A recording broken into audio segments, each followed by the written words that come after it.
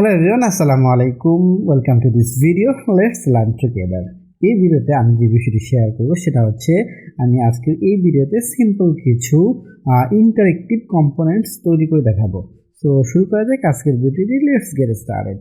শুরুতেই চলে যাচ্ছি আমাদের ফিগমাতে চলে যাচ্ছি। ফিগমাতে চলে আসলাম। প্রথমে আমরা যেটা করব এখানে কিছু কম্পোনেন্ট তৈরি করব। আমি এখান থেকে টেক্সট নিলাম, তারপরে এখানে একটা টেক্সট লিখি, বাটন লিখলাম, এটা টেক্সটের সাইজ দিয়ে দিই, আমি 18 দিয়ে দিলাম। তারপর এখান থেকে পপিংস মিডিয়াম করে দিলাম।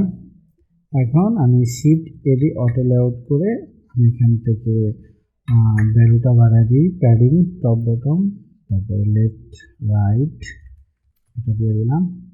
তারপর হচ্ছে আমি একটা ব্যাকগ্রাউন্ড দিয়ে দিই, ব্যাকগ্রাউন্ড না এটাকে আমি একটা স্ট্রোক দিচ্ছি, স্ট্রোক অবশ্যই পিওর ব্ল্যাক রাখা যাবে না, আমি অন্য আরেকটা কালার দিচ্ছি, শেড দিয়ে দিলাম। এখান থেকে হচ্ছে আমি রেডিয়াসটা বাড়িয়ে দিলাম, 16 দিয়ে দিলাম। এখন এটাই অবস্থায় থাকবে। এখন এটাকে আমি আরেকটা কপি করলাম, আর এখান থেকে আমি হচ্ছে স্ট্রোকটা আমি উঠিয়ে নিলাম, আর একটা ফিল দিয়ে দিব, আমি অন্য আরেকটা কালার দিয়ে দিব, এই কালারটা দিই, এই কালারটা দিলাম। আর টেক্সটের কালারটা আমি চেঞ্জ করে অন্য একটা কালার দিয়ে দিই, এটা দিয়ে দিলাম। এখন আমি যেটা করব আমি এই যে দুইটা বাটন আছে দুইটাকে আমি সিলেক্ট করলাম, করার পর এই যে এখানে আমি আসব, এখানে এসে ক্রিয়েট কম্পোনেন্ট সেট এখানে আমি ক্লিক করে দেব। ক্লিক করলাম, আমাদের কম্পোনেন্ট সেট হয়ে গেল। হওয়ার পর আমরা প্রপার্টিসে আসবো, এখানে এসে আমি এখানে লিখে দেবো স্টেট, আমি প্রপার্টিসের নামটা চেঞ্জ করলাম। তারপর এখানে ক্লিক করে আমি এই যে বাটনটা আমি সিলেক্ট করলাম এটার যে স্টেট সেটার নাম আমি দিয়ে দিলাম ডিফল্ট,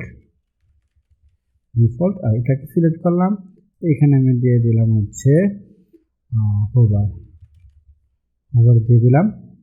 এখন আমি এখানে প্রোটোটাইপ অ্যাড করব, প্রোটোটাইপে ক্লিক করলাম, তারপর এখানে ক্লিক করে আমি এটাকে এটার সাথে কানেক্ট করে দিলাম। এখন এখান থেকে আমি যেটা করব আমি এখান থেকে চেঞ্জ করে দিয়ে দিব হোয়াইল হোভারিং, তারপর এখানে ইনস্ট্যান্ট থেকে আমি স্মার্ট এনিমেট দিয়ে দিব, তারপরে ইজি আউট দিয়ে দিলাম, এখানে 350 দিয়ে দিই। তারপর আবার এখান থেকে আমি হচ্ছে এখানে দিয়ে দিলাম। ওকে, এখন এই বাটনটাকে যদি আমি আমাদের ফ্রেমের ভিতরে নিয়ে যাই, আমি এখান থেকে আমাদের কম্পোনেন্টের নামটা একটু চেঞ্জ করব, আমি এখানে দিয়ে দিচ্ছি বাটন দিয়ে দিলাম। এখন আমি অ্যাসেট থেকে এই বাটনটাকে এখানে নিয়ে আসবো ফ্রেমের ভিতরে। এই যে বাটন এখানে দেখতে পাচ্ছি দুইটা ভেরিয়েন্ট আছে, এখানে দুইটা ভেরিয়েন্ট, এখানে দুইটা ভেরিয়েন্ট, এটাকে আমি ফ্রেমের ভিতরে রাখলাম, ফ্রেমের ভিতরে রেখে দিলাম। আমাদের ফ্রেমের ব্যাকগ্রাউন্ড কালারটা হোয়াইট, টেক্সটের কালারও হোয়াইট, আমি এটা চেঞ্জ করে দিই,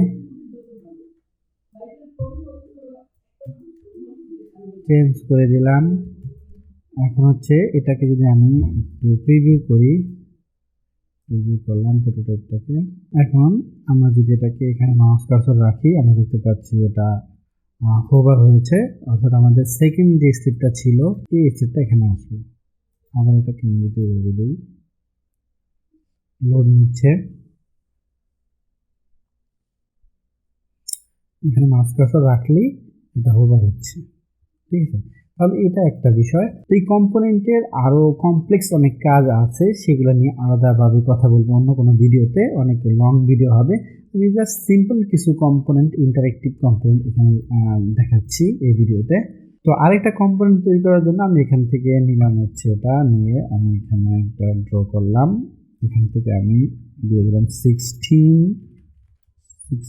দিয়ে দিলাম, বা বাড়ায় দিই, এরকম দিলাম। আমি একটা টগল তৈরি করব, দেওয়ার পর আমি Ctrl+C Ctrl+V দিয়ে আরেকটা কপি করে নিলাম, এবং এটাকে আমি একদম এটা সাইজটা একটু দেখব, হাইট আছে 66, অর্থাৎ আমি এটাকেও 66 এবং 66 দিয়ে দিব, রাউন্ড শেপ হয়ে গেল। তারপর আমি এটাকে হচ্ছে কালারটা চেঞ্জ করে দিই,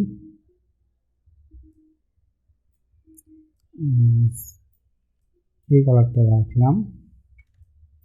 এখন এটাকে যদি আরেকটু আমরা কমাই দিলাম, এখন এই একটা অবস্থা। এখন আমি যেটা করব, এটাকে হচ্ছে শিফট এ দিলাম এবং এটাকে আমি আরেকটা কপি করব, আমি কন্ট্রোল ডি দিয়ে আরেকটা কপি করে নিলাম, নিচে রাখবো এবং এখানে এটাকে আমি নিয়ে আসবো এই সাইডে। অবশ্যই দেখবো সাইডে ঠিক আছে কিনা। আমরা দেখতে পাচ্ছি যে উপরে নিচে 3 3, কিন্তু রাইট সাইডে আছে 6। আমি এই সাইডে রাইট সাইডে আরও 3 কমা দিলাম। এবার হচ্ছে এখানেও 3, এখানেও 3, উপরেও নিচেও 3 সমান হলো। এখন যেটা করবো, আমি ব্যাকগ্রাউন্ডে কালারটা চেঞ্জ করে দিই, ব্যাকগ্রাউন্ডে কালার চেঞ্জ করব।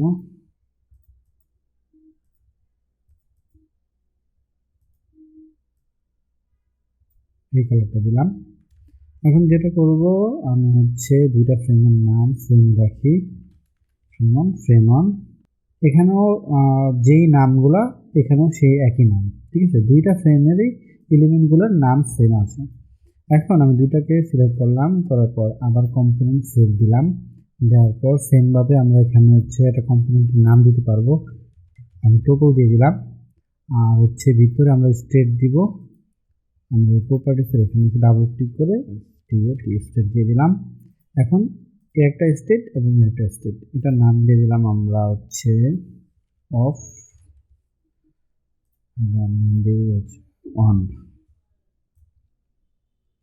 এখন এখানে আমরা প্রোটোটাইপ অ্যাড করব। প্রোটোটাইপ অ্যাড করার জন্য আমরা যেটা করব, প্রোটোটাইপে ক্লিক করে দিলাম। এখন এখানে এসে আমি ভিতর থেকে এটাকে ধরলাম, ধরে আমি এটার সাথে দিয়ে দিলাম। তারপর এখান থেকে দিয়ে দেবো অন ড্র্যাগ দিয়ে দিলাম। তারপর এটা স্টেট অন হলো, স্মার্ট অ্যানিমেট ইজ ইন হলো। আমরা সেমভাবে আমরা এখান থেকে এটাকে ধরে এটার সাথে দিয়ে দিলাম, তারপরে অন ড্র্যাগ দিয়ে দিলাম। এবার যদি আমি ফ্রেমের ভিতরে এটাকে নিয়ে আসি, অ্যাসেট থেকে নিয়ে আসলাম। এবার যদি এটাকে আমরা প্রিভিউ করি, প্রিভিউ দিলাম।